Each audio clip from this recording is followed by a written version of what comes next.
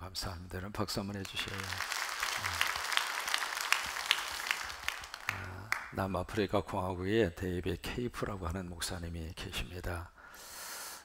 그 목사님이 이제 기도하는 가운데 하나님의 음성이 감동으로 그렇게 들려옵니다. 뭐냐면 사람들의 발을 씻게 하라. 그래서 이제 그 음성이 계속 마음속에 부담으로 들려와서 또 기도하고 또 기도하는데 계속해서 하나님이 그 마음을 주시는 거예요. 사람들의 발을 씻게 하라. 그래서 이제 그 음성을 듣고 하나님, 그러면 내가 세숫대야를 내 돈으로 가서 사면 이거 하나님의 지시라고 생각하지 않겠습니다. 세숫대야를 누가 갖다가 주면 그러면 하나님께서 나에게 그 일을 하라고 하시는 것으로 내가 알겠습니다. 그렇게 기도하고 있는데 세상에 그 기도가 끝나자마자 누가 세숫대야를 갖다가 주는 거예요. 그래서 야, 이것은 하나님의 뜻이구나 이렇게 생각을 하고 하나님, 내가 순종하겠습니다. 그래서 이번에 이제 세숫대야하고 십자가하고 접이의자, 그것을 이제 준비를 한 겁니다. 왜냐하면 사람의 발을 씻겨 드리려면 그분은 앉아야 되고 씻기는 사람은 어떻게 해야 돼요? 무릎을 꿇어야 됩니다. 그러니까 나는 무릎을 꿇어야 되고 발을 씻을 그분은 의자에 앉아야 되고, 그래서 이제 목사님이 그것을 준비를 해서 딱 짊어졌는데 그게 약 한 20kg 정도 됐습니다. 그 준비를 하고 이제 딱 기도하고 출발을 해요. 출발하는데 가장 먼저 길거리에서 만난 사람이 4명이었습니다. 근데 그 4명 모두가 다 깡패였습니다. 그래서 이제 그 모습을 보고 지나가려고 그러는데 성령님이 마음에 음성을 주시는 거예요. 왜 지나가냐? 발 씻겨줘. 그래서 이제 하나님이 지시하시니까 어쩔 수 없이 4명 그 깡패를 붙들어 놓고 한 분 한 분 딱 거기에 의자에 앉힌 다음에 발을 씻겨드리면서 그냥 씻겨주는 것이 아니라 복음을 전하는 거예요. 그래서 예수님을 증거하면서 이제 4명의 발을 딱 씻겨드렸는데 그 중에 딱 한 사람이 딱 하는 말에, 야, 너네들끼리 가. 나는 이 양반 따라갈 거야. 그렇게 해서 그 4명 중에 한 명이 그 데이빗 케이프 목사님을 따라 나서기로 결단을 한 거예요. 그러니까 예수님 영접하고 이제 나 믿음 생활하겠습니다. 그 이야기죠. 이제 그렇게 해서 이제 그 사역이 시작이 됐는데 그 하루 동안에 16명의 발을 씻겨줬어요. 16명의 발을 씻겨줬는데 그 중에 13명이 결단하고 예수를 영접합니다.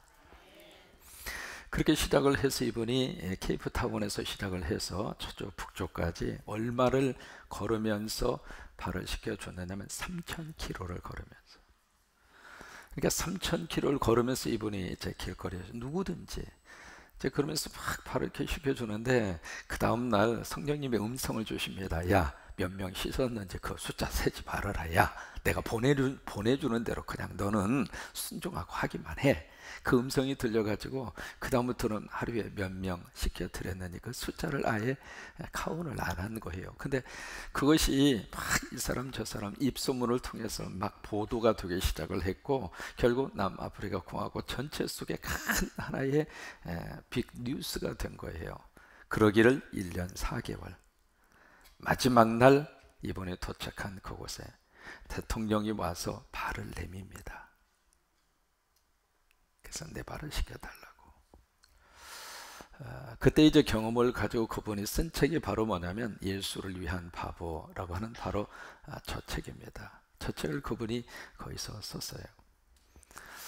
오늘 새벽에 여러분들의 손을 씻겨드렸습니다마는 그런 마음으로 우리가 함께 신앙생활 했으면 좋겠어요. 직분자들은 무릎을 꿇고 내가 당신들을 섬기겠습니다. 즉 그런 마음으로 우리가 직분을 감당을 하고 목사도 그러고 장로도 그러고 한수 집사도 그러고 이제 그런 심정으로 씻겨드리기 위해서는 먼저 내가 무릎을 꿇어야 돼요. 내가 먼저 꿇어야 돼요. 가정에서도 내가 먼저 무릎을 꿇어서 내 아내를 섬겨줄 마음으로 우리가 부부 생활을 한다면 여러분 어느 가정이 불행하겠습니까? 그렇잖아요. 그러니까 서로의 인간관계 속에서 내가 먼저 그리스도의 이름으로, 왜? 내가 예수 믿고 내가 하나님의 사람이 됐으니까, 내 안에 성령님이 계시니까, 내가 예수 믿고 변화받았으니까. 내가 변화받지 않았다면 그럴 만한 행동을 할 이유도 없고 할 필요도 없겠죠. 그러나 정말 내가 예수 믿어서 하나님의 사람이 됐다면, 그래서 나는 하나님의 사람으로 살겠다고 마음에 결심을 하고 그런 인생관을 가지고 살기로 결단을 했다면 그렇게 해보자 그 말이에요. 교회에 와서도 내가 먼저 무릎을 꿇고, 그러더니 이 새벽에 그 세수식의 의식을 통해서 그런 마음으로 우리 성도와 여러분들의 관계가 아름답게 다시 한번 회복되는 역사가 이루어지기를 바라고, 그런 축복이 넘치기를 주의 이름으로 축원합니다. 19세기의 영국의 화가 가운데 제임스 와트라고 하는 화가가 있습니다. 그분이 그린 그림 가운데 소망이라고 하는 그림이 있습니다. 저 그림을 여러분 자세히 이렇게 들여다보시면 어떻게 저기다가 제목을 소망이라고 붙였을까 하는 생각이 들 정도로, 거기에 이제 한 여성이 나오잖아요. 남루한 복장의 여성이 나옵니다. 지구본 위에 비스듬히 누워 있어서 보고 계시는 것처럼 거기에 지금 눈은 지금 가려져 있습니다. 그것으로 봐서 저분은 거의 눈을 보지 못하는 분이지 않을까 그 생각을 할 정도로 눈은 가려져 있고, 그리고 이것이 지금 기대어서 뭔가 연주를 하고 있습니다. 바로 저것이 하프입니다. 근데 자세히 보면은 저 하프의 줄이 다 끊어져 있고 하프의 줄이 딱 하나입니다. 하나밖에 남아있지 않는 그 하프의 줄에다가 귀를 기울이면서, 그러면서 아주 진지한 모습으로 하프 연주를 하고 있습니다.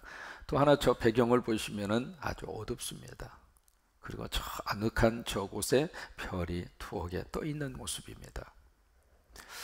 제임스 와트는 저 그림을 통해서 소망이 뭔가라고 하는 것을 우리에게 다시 한번 알려주고 있습니다. 소망이라고 하는 것은 하프줄이 다 끊어졌지만, 딱 하나밖에 남아있지 않지만, 딱 하나밖에 없는 하프의 줄을 통해서 멋진 인생을 연주하겠다는 거예요. 그게 소망이라고 하는 거예요. 여러분, 우리들에게는 예수 그리스도가 우리의 소망입니다. 세상은 복잡하고, 세상은 칠흑같이 어둡고, 세상은 파도가 치고, 짧은 인생을 살면서도 왜 그래 사연이 그렇게 많습니까? 서로 만나서 좀 서로 의지하고 서로 이해하고 행복하게 살면 얼마나 좋겠습니까? 부모와 자식의 관계도 그렇잖아요. 친척과의 관계도 그렇잖아요. 그런데 짧은 그 인생을 살면서도 가슴 속에 한이 그렇게 많고, 눈물이 그렇게 많고, 상처가 그렇게 많고,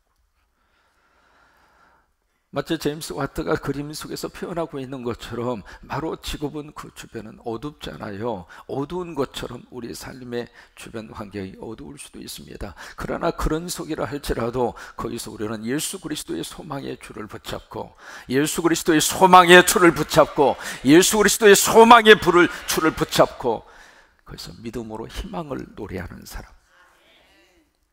그것이 바로 믿음의 사람들입니다. 오늘 이 계시록 17, 18장은 마지막 음녀와 바벨론에 대한 하나님의 심판을 다루고 있는 장이 계시록 17, 18장입니다. 17장에서 여기서 음녀가 출애를 하잖아요. 그리고 이 음녀가 짐승을 타고 있습니다. 타고 있는데 이 짐승 모습이 보통이 아닙니다. 붉은 빛깔의 그런 색깔을 띠고 있고, 그리고 여기에 머리가 7이고 뿔이 10입니다. 그래서 이 7절을 보시면은 여기서 그렇게 천사가 이야기를 합니다. 내가 여자와 그가 타고 있는 7머리와 10뿔을 가진 짐승의 비밀을 내가 너에게 explain, 설명을 해주겠다. 그러면서 이제 8절 이하의 말씀이 그렇게 진행이 되고 있습니다. 8절을 보시면 바로 내가 본 짐승, 그것은 음녀가 타고 있는 짐승이죠. 그 짐승은 전에 있었다가 지금은 없으나 장차 무저갱은 지옥이죠. 지옥으로부터 올라와 멸망으로 들어갈 자니 땅에 사는 자들로서 창세 이후로 그 이름이 생명체에 기록되지 못한 자들이 이전에 있었다가 지금은 없으나 장차 나올 짐승을 보고 놀랍게 여기리라. 이게 지금 1차적인 의미는 바로 뭐냐면 전에 있었다가 죽었다. 그 짐승으로 표현되고 있는 권력자가 있습니다. 누구냐면 네로입니다. 네로라고 하는 그 황제는 당시 모든 크리스찬들에게 있어서는 짐승보다도 더 못한 인간이 네로였습니다. 그래서 이 네로가요 비참하게 자살을 해서 죽습니다. 죽었는데, 죽은 줄 알았는데 또다시 그 위에 도미티안이라고 하는 더 센 황제가 또 등장하더라 그 말이에요. 그러니까 이 말씀을 읽고 있는 그 당시의 성도들은 바로 이 짐승이 누구를 의미하고 있는가라고 하는 것을 알고 있는 거예요. 그러면서 구절을 보시면 일곱 머리에 대한 해석을 여기서 해주고 있습니다. 지혜 있는 뜻이 여기 있으니 그 일곱 머리는 여자가 앉은 일곱 산이다. 이제 설명을 해주고 계시는 거예요. 일곱 머리는 여자가 지금 깔고 앉아 있는 일곱 산이다. 이 여자는 음녀를 말하고 있는 거죠. 음녀가 지금 깔고 앉아 있는 일곱 산이 있다. 그 음녀가 바로 마귀와 사탄이잖아요. 악한 영이잖아요. 악한 영이 지금 깔고 앉아 있는 일곱 산이 있다. 그 일곱 산이 무엇이라고 하는 것도 그 당시 성도들은 알고 있습니다. 그 일곱 산이 바로 뭐냐면 로마입니다. 로마를 가리켜서 지칭이 있습니다. 일곱 언덕 위에 세워진 도시. 그게 로마에 대한 지칭입니다. 그 로마라고 하는 도시는 일곱 언덕 그 위에다가 로마라고 하는 이 도시를 건설을 했어요. 그래서 이 로마라고 하는 이 도시 자체가 일곱 언덕 위에 세워진 도시다라고 하는 그런 별명이 있을 정도로, 그러니까 이 지금 음녀가 그 로마라고 하는 제국을 깔고 앉아 있는 거예요. 깔고 앉아 있는 그 로마의 제국에서 짐승 같은 황제들이 등장을 해서 예수 믿는 성도들을 그렇게 박해하고 죽이고 핍박한 거란 말이죠. 이게 이제 그 당시 이 요한계시록을 읽는 성도들에게 주시는 첫 번째 메시지예요. 그 다음에 계속해서 살펴봅니다. 그 다음에 10절입니다. 또 일곱 왕이라 다섯은 망했고 하나는 있고 다른 하나는 아직 이르지 아니하였으나 이르면 반드시 잠시 동안 머무리라. 지금 계속해서 여기에 일곱 왕이 바로 누구일까? 이것이 이제 두 가지로 해석을 할 수 있습니다. 하나는 그 당시에 로마의 제국에서 로마를 통치하고 있었던 황제들 7명. 그 다음에 여기 일곱 왕은 그 당시에 그 주변에 있었던 제국들, 애굽이라든지 바벨론이라든지 아수르라든지 메대와 파사라든지 헬라 제국이라든지 로마 제국이라든지, 이제 이런 나라들이 바로 하나님의 거룩한 영과 하나님의 거룩한 역사를 철저하게 반대하는 세력으로 있었다 이 말이에요. 그러면서 11절에 보시면은 전에 있었다가 지금 없어진 짐승 여덟 번째 왕이니 일곱 중에 속한 자라. 그가 어디로 가요? 멸망으로 들어가리라. 이게 지금 이 소식을 딱 들으면서 그 성도들에게 있어서는 이게 복음이에요. 이게 굿뉴스예요. 너무 좋은 소식인 거예요. 왜? 지금 음녀 같은 그런 귀신과 마귀와 사탄의 영향을 받은 그런 짐승들이 판을 치고 있는데, 그런 나라들이 지금 하나님의 백성들을 너무 힘들게 하고 있는데, 때가 되면 멸망할 것이다. 때가 되면 사라지게 될 것이다. 때가 되면 하나님이 심판하실 것이다. 그 하나님의 메시지는 그 성도들에게 있어서는 너무 기쁨이고 소망인 거예요. 아, 그때가 있구나. 하나님의 손볼 때가 있구나. 여러분, 마귀와 사탄이 끝까지 우리의 영혼을 미혹하고 끝까지 가는 게 아닙니다. 이단들이 끝까지 가는 게 아닙니다. 때가 되면 하나님이 손을 보셔요. 하나님께서 치리하셔요. 하나님이 멸망하도록 심판하신다 그 말이에요. 그 말씀과 메시지를 들으면서 그래, 내가 믿음으로 조금만 견디면 되겠구나.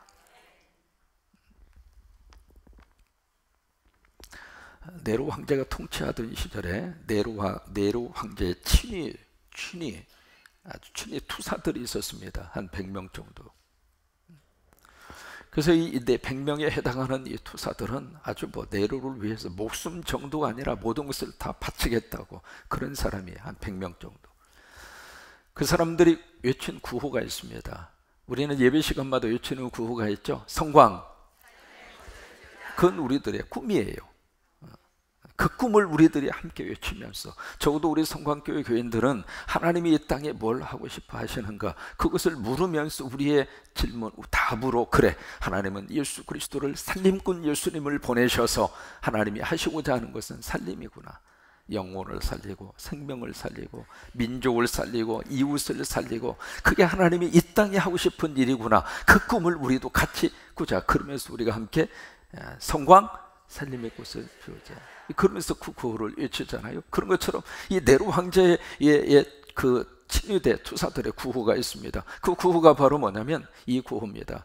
우리는 황제 폐하의 투사, 우리는 황제를 위하여 이기고 황제가 주시는 면류관을 받나이다. 저게 이제 저 사람들의 구호였어요. 그러니까 모일 때마다 그렇게 구호를 외친 거예요. 우리는 황제 폐하의 투사, 뭐 그러면서 외쳤겠죠. 근데 그 100명의 투사 가운데 첩보가 들어온 거예요. 그 첩보 중에 하나가 뭐냐면 그 100명 가운데 예수 믿는 사람이 생겼다는 거예요. 세상에 어떻게 네로 황제의 친위대 중에 그 중에 예수 믿는 사람이 있을 수 있겠는가? 그래서 그 100명을 딱 모아놓고 거기서 이제 취조를 하는 겁니다. 너희 중에 예수 믿는 사람, 예수 믿겠다고 작정한 사람 나오라고. 그 세상에 100명 중에 40명이 나오는 거예요. 참 하나님의 놀라운 역사입니다. 어떻게 그 속에서 예수 믿는 사람 40명이 나오느냐고요. 그리고 거기서 나 예수 믿습니다 하는 순간 죽음이잖아요. 저도 우리 안에 그런 믿음의 영성이 마음속에 살아있었으면 좋겠어요. 그래서 40명이 나온 거예요. 딱 나오니까 거기서 대장으로 간 사람 베스파니안이라고 하는 그 대장이 40명에게 최후의 통첩을 보냅니다. 옷 다 벗어. 다 빨개 벗깁니다. 추운 겨울 얼음덩이 위에 맨발로 그들을 세워놓습니다. 그리고 그들에게 너희들에게 마지막 기회다. 예수 부인하고 와라.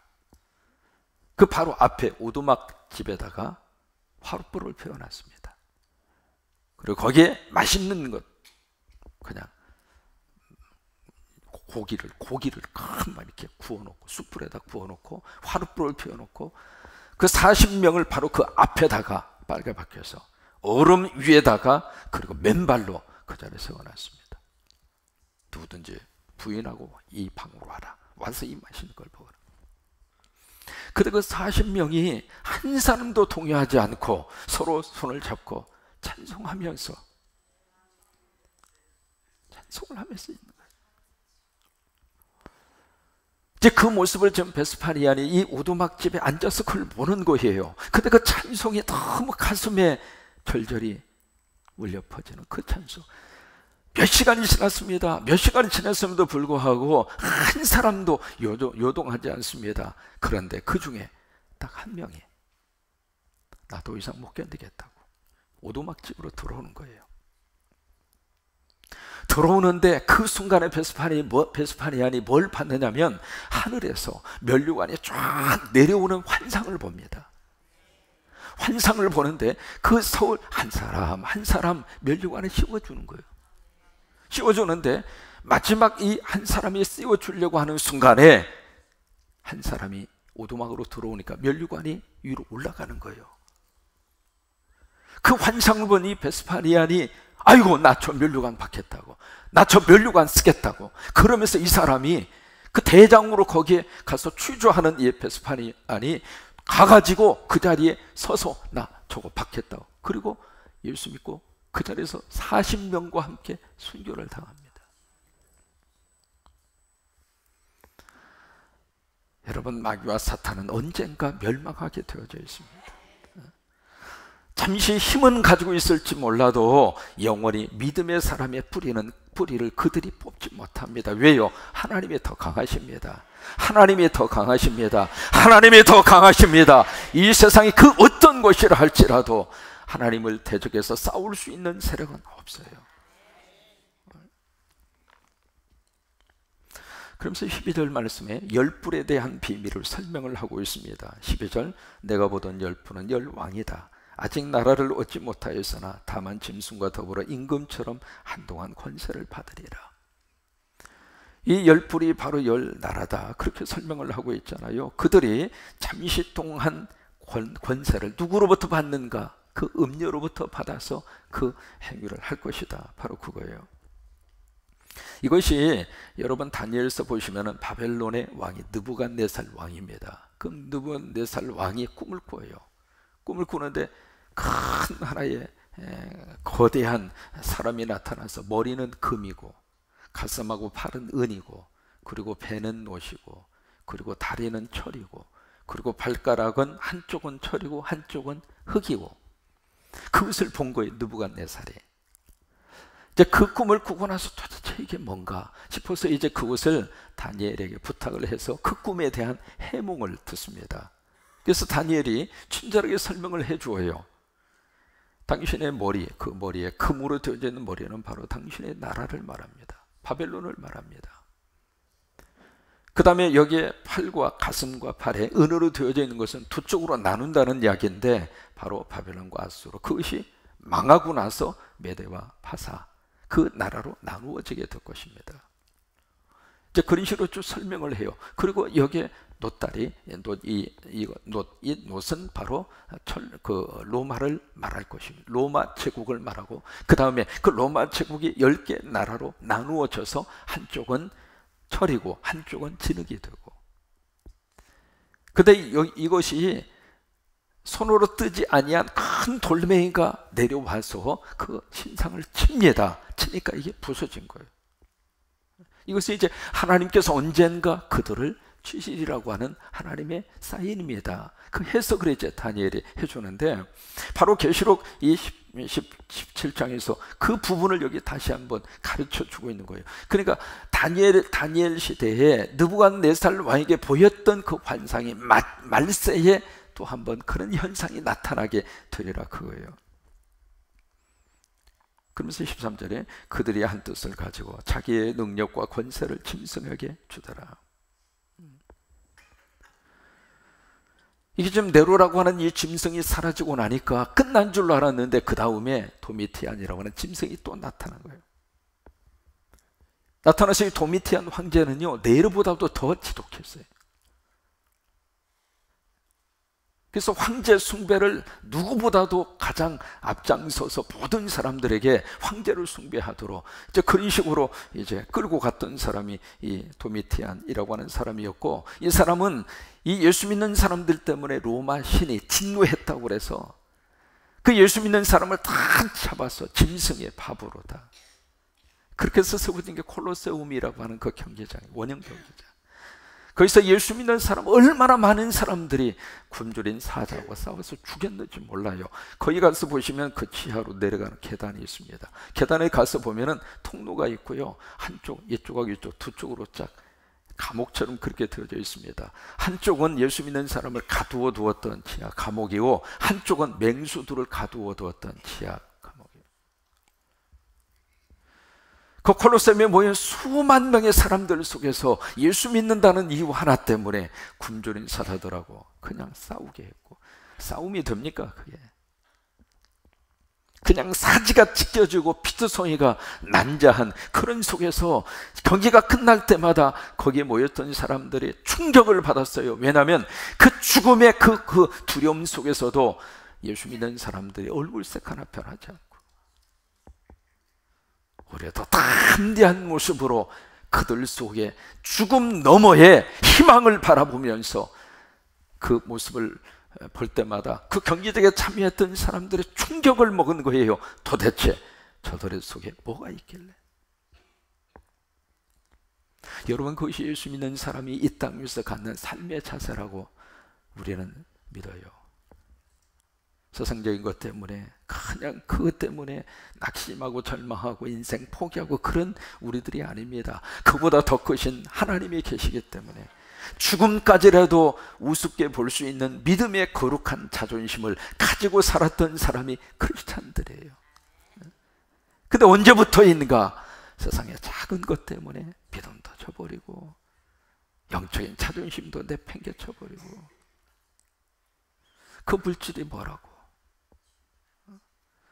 그 물질이 뭐라고? 그 물질 있을 수도 있고 없을 수도 있잖아요. 있으면 있는 대로 살고 없으면 없는 대로 살고, 잘난 사람 잘난 대로 살고 못난 사람 못난 대로 살고, 야야야 그래요. 살면 되는 거지. 그게 뭐라고? 하나님이 복을 주셔서 많이 우리들이 가질 수도 있고, 또 하나님이 필요하셔서 그래 너는 이만큼 가지고 살아면 아멘하고 살면 되는 거지. 그것 때문에 가장 중요한 믿음까지도 저버릴 정도로 그렇게 하지 말자 그 말이에요.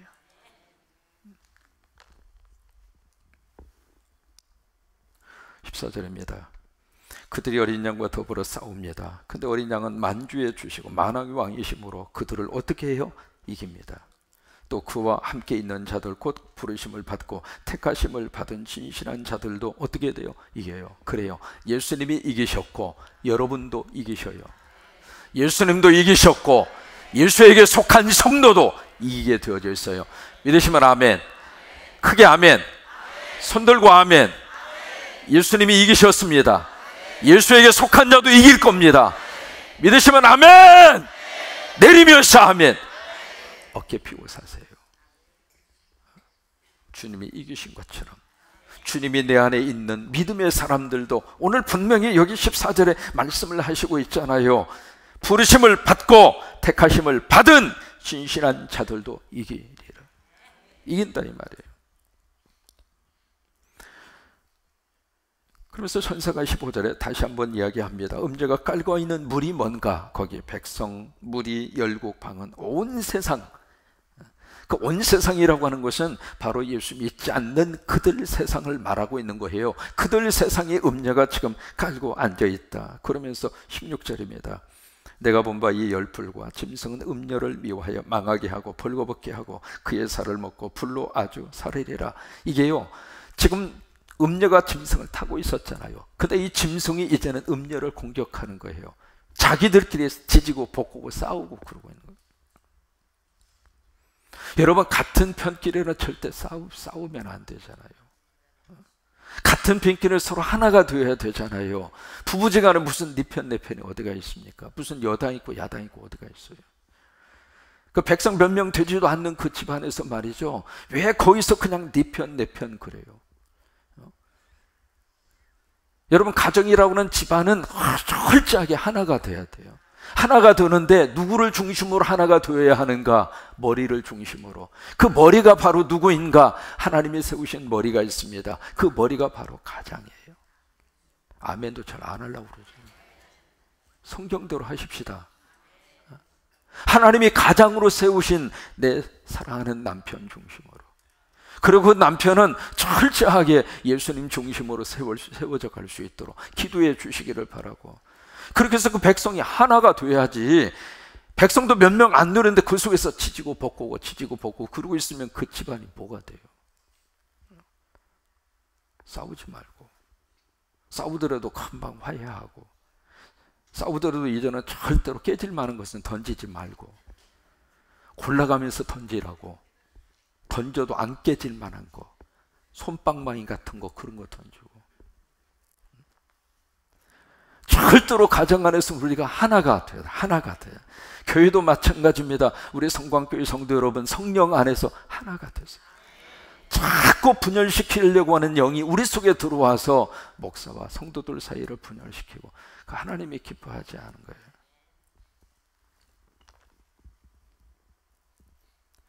17절.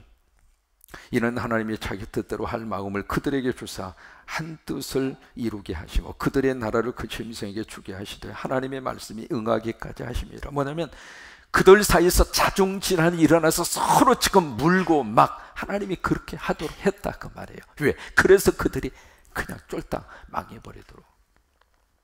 18절입니다. 시작. 또 내가 본 그 여자는 땅의 왕들을 다스리는 뭐예요? 큰 여자의 정체를 말합니다. 여기 음녀가 무엇을 말할까? 그 다음에 18장으로 가시면 바벨론이 나옵니다. 바벨론이 또다시 무엇을 의미하고 있을까? 여기 음녀는 여러 가지로 해석을 할 수 있습니다. 근데 그 당시에 음녀라고 하는 것은 그 앞에 음녀의 이마에 기록되어져 있는 이름이 있었잖아요. 5절에 보시면 이름이 세 가지 이름이 나옵니다. 첫째는 비밀, 두 번째는 큰 바벨론, 세 번째는 땅의 음녀들과 가증한 것들의 어미, 그 이마에 있는 세 이름. 그러면서 18절에 그 여자는 땅의 왕들을 다스리는 큰 성이라. 그래서 여기 지금 땅의 왕들을 다스리고 있는 큰 성, 그 성으로 의미하고 있는 이 음녀가 무엇일까? 첫째로 그 당시에 음녀는 바로 로마 제국으로 표현되어져 있는 하나님을 거부하는, 하나님이 없는 사상의 권력이었습니다. 그래서 바벨론이라고 하는 말을 그래서 쓰는 거예요. 그래서 여러분 성경에 바벨탑 사건이 나오잖아요. 그 바벨 문화라고 하는 것이 뭐냐면 하나님이 없는 문화가 바벨 문화입니다. 그러니까 이 바벨론이라고 표현되어져 있는 이 단어는 하나님이 없는 세상, 하나님이 없는 권력, 하나님이 없는 문화, 그것은 바벨론이라 그 말이에요. 그들이 바로 음녀라 이 말이에요. 또 하나 두 번째, 계시록에서 여자는 계시록 12장에서 우리가 살펴본 대로 무엇을 의미하는가? 교회를 말합니다. 그래서 그 여자를 통해서 막 해산을 했잖아요. 해산을 해서 철장의 권세를 가지고 만국을 다스리는 남자가 거기서 나오잖아요. 근데 그 용이 그것을 막 잡아먹으려고 웅크리고 있었잖아요. 기억하시나요? 예, 잊어버려도 괜찮아요. 다음에 제가 또 써먹으면 되니까. 그래서 이 계시록에서 여자는 바로 교회를 말하는 거예요. 그러면 교회 중에 음녀라고 하는 것이 무엇을 말하고 있을까? 타락한 교회.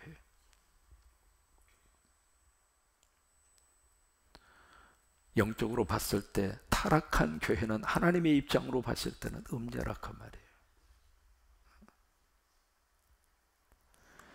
그래서 또다시 여자가 말이죠. 여자가 두 가지 종류가 나옵니다. 계시록에 해를 입은 여자가 나와요.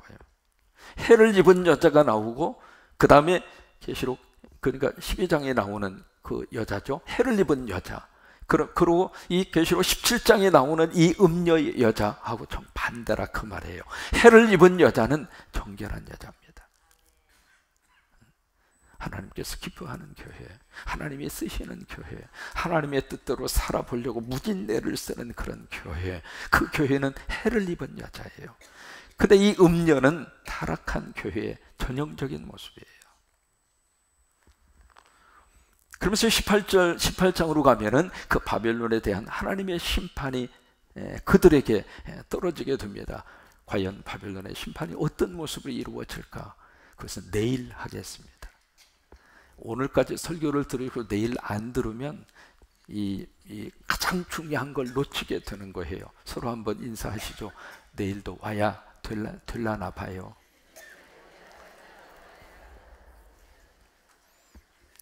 이렇게 뵈니까 어제 저하고 통화하면서 오늘 한 번만 나오시라고 그랬더니 정말로 한 번만 나오신 분이 계세요. 근데 내일 또 한 번만 더 오세요.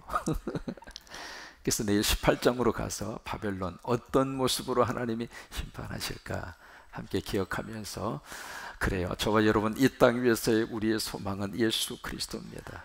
제임스 와트의 그림 소개했죠. 하프줄 하나밖에 남아있지 않았지만 그래도 제임스 와트는 거기서 소망을 노래한 거예요. 우리들이 있어서는 예수 그리스도가 우리의 소망이고 그 소망 되시는 주님 꼭 붙잡고 그 예수님이 내 인생의 희망이고 그 예수님이 내 인생의 미래이고 그래서 몰트만 여러분의 신학자는 그렇게 얘기합니다. 기독교는 희망의 종교다. 그래요. 어떤 일이 있어도 우리는 희망을 말합니다. 왜요? 부활이 있으니까. 부활이 있으니까. 그래서 어떤 상황 속이라 할지라도 우리는 희망을 이야기하고 소망을 말하고 같이 우리 결단하며 찬양했으면 좋겠어요. 이 몸의 소망 무엔가.